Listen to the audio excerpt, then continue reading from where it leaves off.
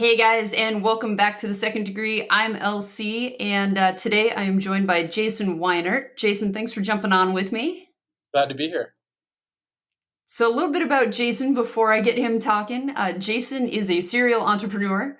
He is an owner at Yard and Sea in San Diego, which is an amazing event space. We'll have some links in the show notes both to that and his game Entanglement. Jason, welcome so much. Thanks for having me. It's great to be here. So tell me a little bit about how you got into the entrepreneurial game because you very much are a serial entrepreneur. Yeah, it was various things. I mean, I grew up kind of working odd and ends jobs like sweeping floors, jackhammering concrete. I got into construction, and I just figured I don't want to do this my whole life. Like when I first started working, like in my teens, and then I actually got a job in a warehouse packing sashimi grade albacore tuna called American tuna out of San Diego. One of my friends' families owned the business. San Diego is a big Point Loma kind of fishing town, and I just love the product. I was eating it all the time. It was like really good tuna. And anyways, I was in the warehouse a couple hours during every day, packing boxes and shrink wrapping pallets, and I would pop in my earbuds and listen to entrepreneurial radio podcasts and stuff like that. And it was just sparking my mind and creativity about, I could go do something on my own and kind of take a leap when you get out of the 9 to 5. And so that was just building and building, just putting the hours in and until I got a chance to just say, hey, I put in my 2 weeks, and I started my first company in 2009 called Innovative Sports Network, which was a sports marketing company, brought new innovative sports equipment to like Pop Warner, high school, college, all the new innovative stuff that was going on at the time. I'd never made a dime, I don't think, but I had a lot of learning. I learned how to do websites. I learned how to get hosting. I learned how to do marketing. I learned a lot about myself. And then I went back to actually the construction industry, and I was like a project manager, and they always pay really good for that. That's kind of like my fallback always going in and out of entrepreneurialism is being in the commercial construction building, helping build like commercial buildings, like apartment buildings or business buildings. So I'd go there for a couple years, get a good salary, give me a truck, credit card, expenses, all that stuff. I'd build and build. 3 years later, I would go and start another company. So I'd give my 2 weeks. I went and started a company called Craft Co. in the craft beer industry in San Diego in about 2014 when it was just taking off. We only had like 30 breweries in San Diego, and now today there's like over 150. And I partnered with a bunch of people, sold product, and that went really well. I did better than the first business. And then I sold some products and actually got retained some contracts where people sold product for me, and I would just get a residual check from the products that I created. And then I got an offer I couldn't refuse, and I went back to the construction industry for 3 years. And every time I went back, the money was right, but my soul kind of got taken a little bit more every time. But, I'm not one to complain. And then since then, I put my 2 weeks after 3 years of that. And I don't know, a couple of years ago, I just started doing my own entrepreneurial vision into other things. And I have a couple of businesses, and I don't think I'll ever have to go back to the 9 to 5 or construction ever again. That's That's about it. awesome. I mean, And in a it's nutshell. such a big leap for Yeah, I mean that's a huge leap when you're getting out of that 9 to 5 and you're jumping into entrepreneurial life. What was the scariest part of all of that for you? Because there is some security in that 9 to 5 paycheck even though you like you mentioned sometimes your soul's kind of dying. Yeah, yeah. I think a lot of people feel that way. I especially did when your bosses aren't, you don't sync up and you're not in an industry that you particularly like, and people have a lot of ego. That's what I found a lot of that. But the money's just always good enough to keep you there in a little bit. But I think it's the fear of saying that I'm going to do something that I've never done before and just kind of trying it without like that check coming in every week or 2 weeks that is coming.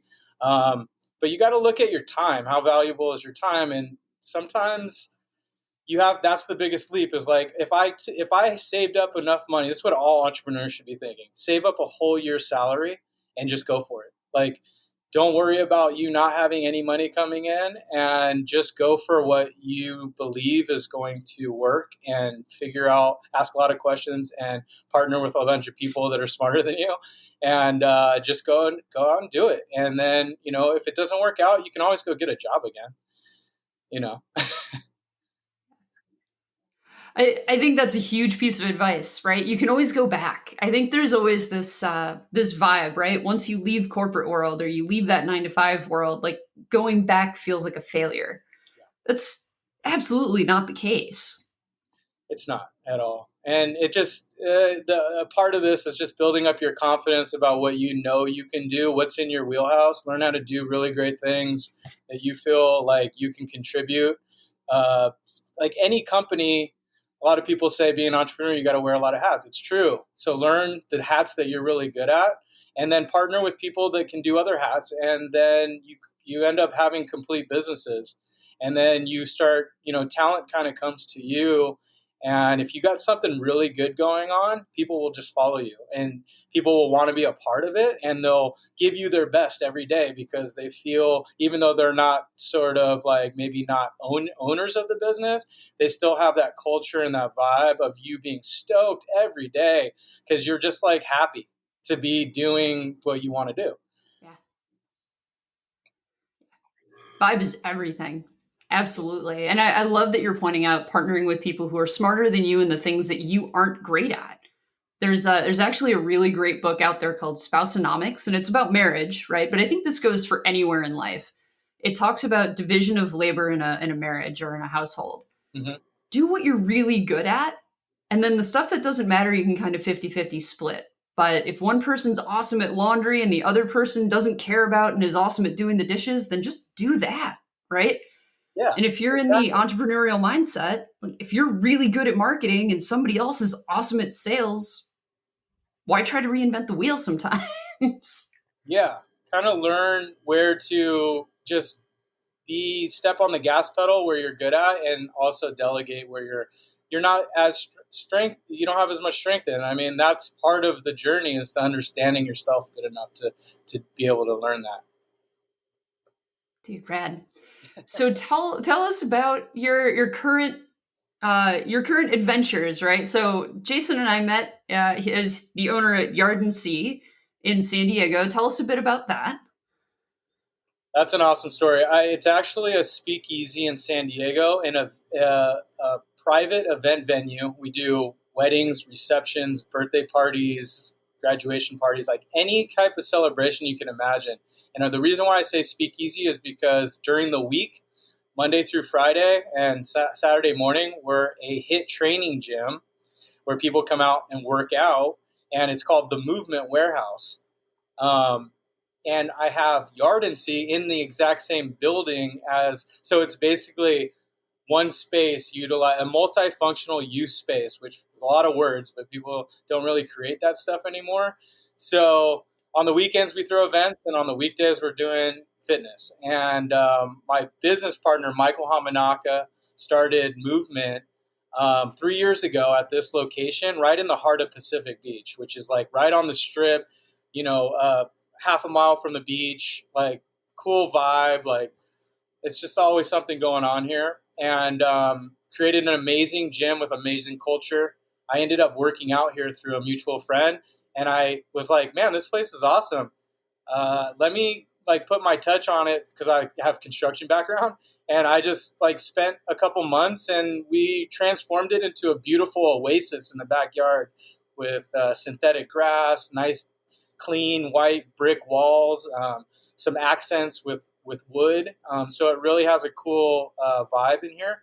And we open it up for events, and so we charge by the hour. And I've done over 200 events in the last year and a half, including 10 weddings and a handful of receptions and everything else you can imagine. And so I've never advertised this place. I'm not on Yelp or Google. We do have an Instagram at Yard and Sea, Facebook, and a website, but it was all meant to just have it word of mouth. And the whole business plan behind this is to create the most amazing experience for people, and not worry about, it just being like this venue where, nickel and diming and charging a bunch of money. I'm like, if people want to celebrate something, like, let's get to the heart of that and make it an amazing day or night for them. Or, increase your business. Like, it's an awesome space for people to connect in all types of ways. So it's really a community builder for me. This project, it's a side gig for me, but it's one of my favorite because every year I do at least 4 or 5 nonprofit events here, and it's been amazing to see the people that come out. We've auctioned football players off and baseball players and people that are of high esteem. And a side note to this, I always thought that you had to be rich to be able to do nonprofit things instead of just like, donating money.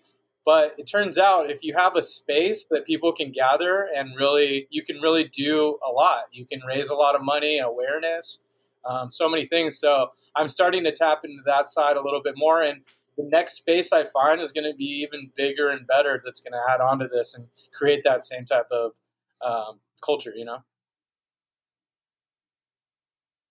That's a great point, and you bring up community. It's funny, communities come up a couple of other times in different interviews, and it's such a theme. I think moving into 2021, people are hyper focused on community and coming back together and really creating what they wish they always had, right? Becoming closer with the people around them. Which leads me to ask about your game. You created a card game Yep. called Entanglement. Yeah, Entanglement card game.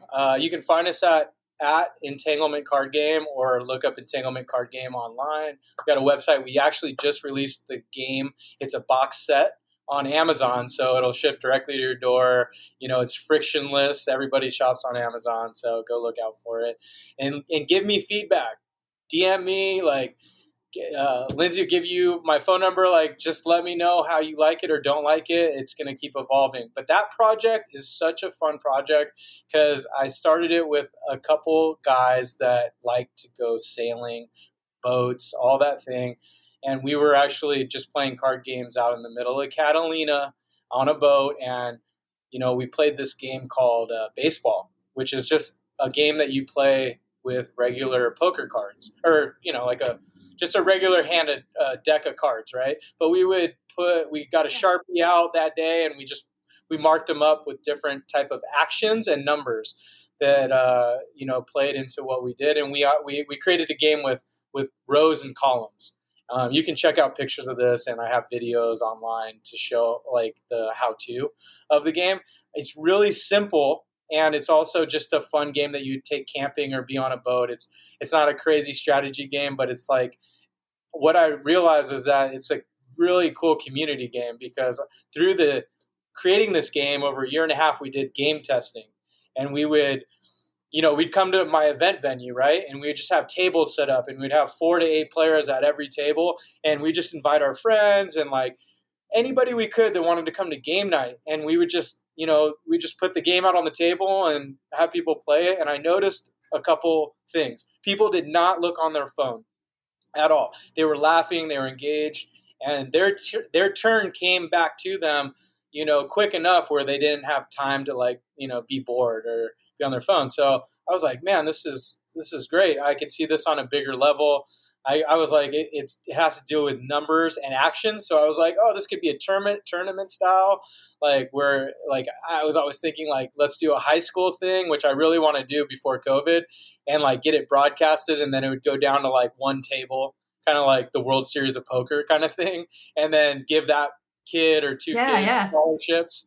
It'd be so fun. So we're going to do that. One of our investors is actually NBC personality, so he's on the news and he does a lot of on camera things, and so he can't wait till all this stuff opens up so we can start doing those things. So you guys kind of get a first taste of like seeing the game first right now, and we hope that it can go nationwide in the next year or two, and then hopefully be able to ship out worldwide after that. That's awesome. So, what did game creation teach you about life in general? Just to be able to be in the moment with whoever you're with and just have fun. It's really like we all grew up with games, and whenever you do a puzzle or you do a game or you do something that's not digital these days, you actually like, I don't know, you just become part of that. You just become part of whatever's going on, and it's just another form of entertainment. It's just more, I just feel like it's more real.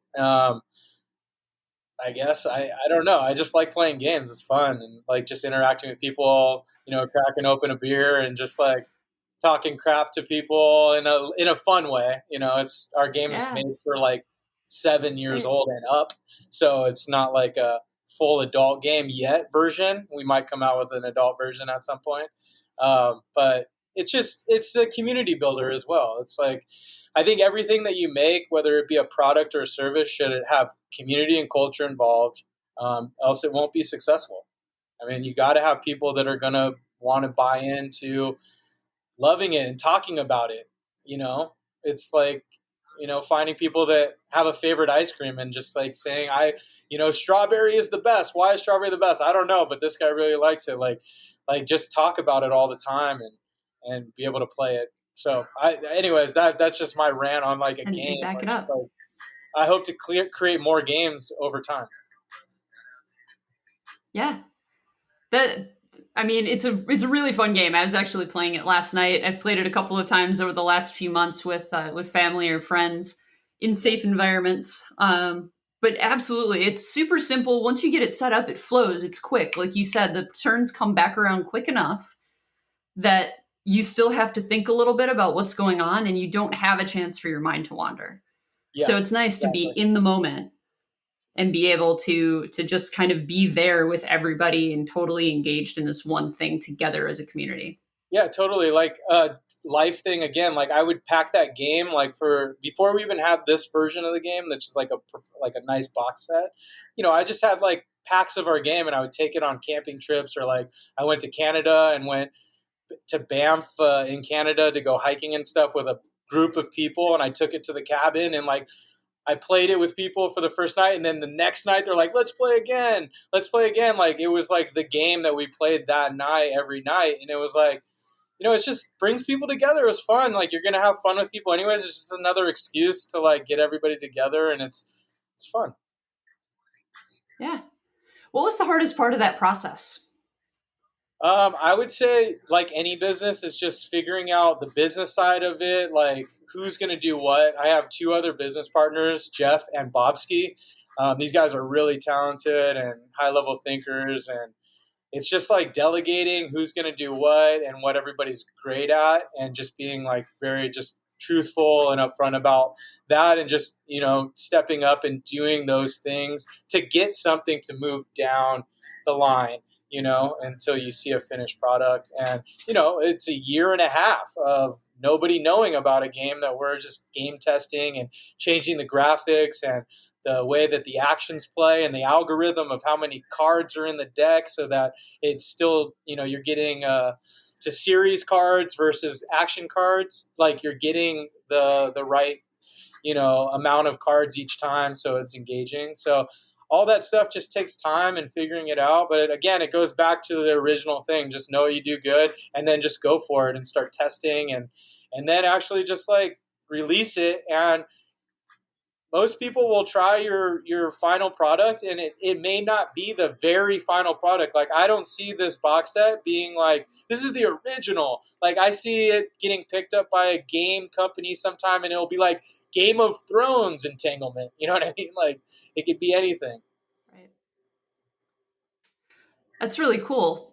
So on that in that same vein, as you think about your entrepreneurial life, right? The constant evolution of what goes on with your businesses and the trial and error, what's one thing that when you were in school, you thought to yourself, man, this is a complete waste of my time. I'm never going to use this. But through this whole process of becoming an entrepreneur and being successful in business, you realize now that you use it all the time. You mean when I was back in school? Yeah. So, like, for me, I'm not a good subject to ask. I mean, I barely did enough community college to get enough credits. I'm like one of those guys that didn't graduate college, but it just wasn't for me. The best class that I had in college actually was an entrepreneurial class and a stock learning about the stock market. That was the best classes I could ever learn, because it was more of me making, learning on my own and then making decisions and putting action when I wanted to. My wife is like a scientist, so like she was totally school and like all that stuff. So she has that side brain. I'm like more of like the creative action person, and you know, I think fundamentals are really good for school, and but for me, it was just like breaking loose from that and just kind of going with what feels good. Um, and then it helped me personally get closer to what I know I do well and what I don't do well. So everybody has their own take on that and everything, but yeah, I Yeah. didn't spend a lot of time at school.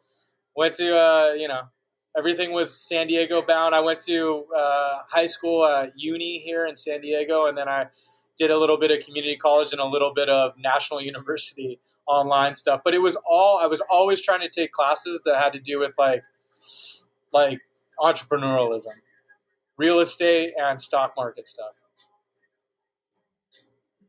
So for anybody that's listening, if you have that interest, there are classes. Go take them, go learn, go lean into it if you're interested in it. Go Yes. lean into the thing, right? Don't try to force fit yourself into a mold, is what I'm hearing you say. Yeah, exactly. And a lot of my partners are very like they've graduated Ivy League and stuff, and that there's credit to all of that. And some of the networks that they've built at some of their colleges, like we use them today in our businesses because they're so powerful. Like the business community and things like that. Some of these that some of the colleges offer, it's amazing. So that's just not my path. I mean, it might be somebody else's path, but um, it's it's good either way. You know what I mean? Yeah. No, it's great. And you bring up a great point, right? Even if you didn't take that path, it doesn't mean that you can't network with people that did Oh and yeah. still leverage that. Yeah, you can still be of That's value. It's not like tremendous. somebody that goes to an Ivy League. Everybody's like in the same. Everybody wants to get to a certain point, and so anybody that has um, value to get there will be involved. You know what I mean, and be at the table to talk educatedly about those things. Yeah. So never like say, "Oh, I'm not too educated. I'm not as educated. I don't belong here. I don't." It's like just keep asking questions and keep showing up, and you will be there eventually. Keep learning, figure it out, right? Yeah, figure it out. I say FIO, which is you just said figure it out. I add another F to that, FIFO, which is figure it the F out. Just go for it. Hyper Right? focus on it and go for it. Love that. So what's one thing you wish you would have been taught earlier in life that now you look back and if you had to talk to 8-year-old, 10-year-old you'd be like, you need to learn this. Just don't put too much pressure on yourself to do too many things. I got caught up being like, okay, as an entrepreneur, you're like so many ideas and you want to go after all of them. But if you're going after too many things, you don't hit targets, and so you got to learn what you're good at and how many things you can take on. I can only do 3, which is a lot, is more than people can handle just doing one. But I can only do 3. I used to do like 4 or 5, and start having conversations with people about a next thing. I have all those in a black book that I always keep and I write down, and I just am going to hit that at another time so that I can just hyper focus on the stuff I'm doing right now and then move forward.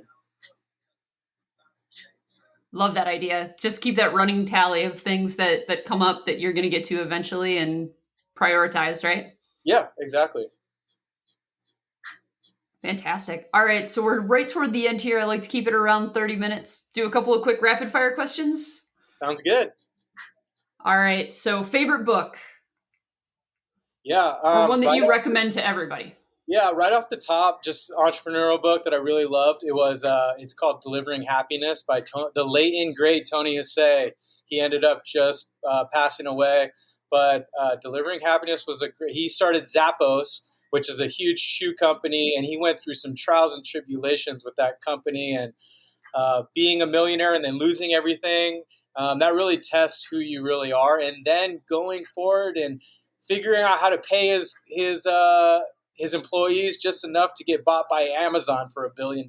So, you got to just have resilience and keep going as much as you can, no matter how.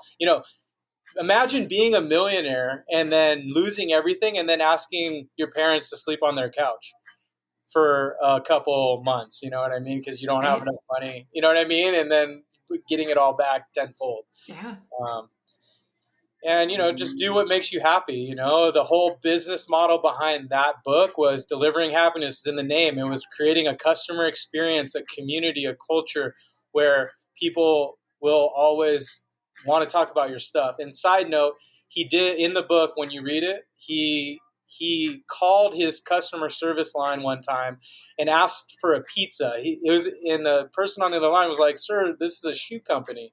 We sell shoes online and we'll deliver them to you." And he goes, "Well, I really want a pizza." And then the customer service agent actually looked up the nearest pizza places in his area and got him a pizza ordered. So it's kind of like just look at the customer for Amazing. what they need and what they want, and they'll always talk about you and your company as just, it doesn't matter what you do as long as that you solve a problem for them and you're helpful.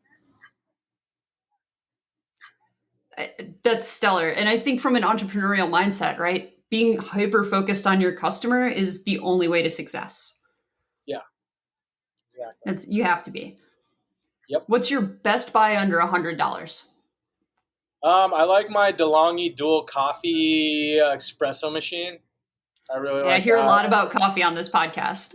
Yeah, I mean, I travel. I used to travel every other year. I travel to somewhere different in the world for a month, and I went to Italy, and it was just my time to experience culture from other different points of view. And I always could order a coffee anywhere, an espresso anywhere in the world, and you pay in a different form of money, but everybody's always nice, and you know what you're getting, and you can always have a conversation. And so, yeah, coffee is kind of a worldwide thing. I don't drink a ton of it because I don't try to do too much caffeine, but just the experience around it. That's awesome. So you said it's a DeLonghi machine? Yeah, it's like a dual coffee espresso machine. It doesn't have to be specific DeLonghi, but Perfect. there's a couple. You can get really high class and get like the Italian, like Intazi or whatever. Those machines are like super expensive, but they all make a cup of coffee or an espresso. Awesome. Yeah. And last but finally not least, one word you'd add to the dictionary, and what does it mean? I thought about this question when you sent these, and I was like, I don't have one myself specifically, but in the time of COVID, I saw one that I really liked, and it's called Vaxhole. And it's someone who got their vax shot and brags about it. Just while everybody's waiting in line, right? Exactly. Love it. Yeah. Fair enough. Dude, well, Jason, it's been awesome connecting with you. Any final words for people listening? Final thoughts, final knowledge that you'd like to pass on?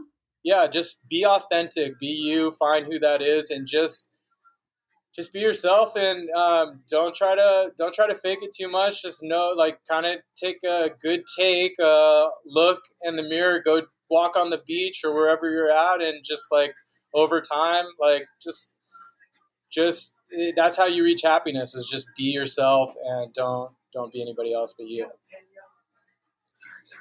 Amazing advice. All right, man. Well, thanks so much for jumping on with us today. Guys, thanks for listening, and we'll catch you soon. Sounds good.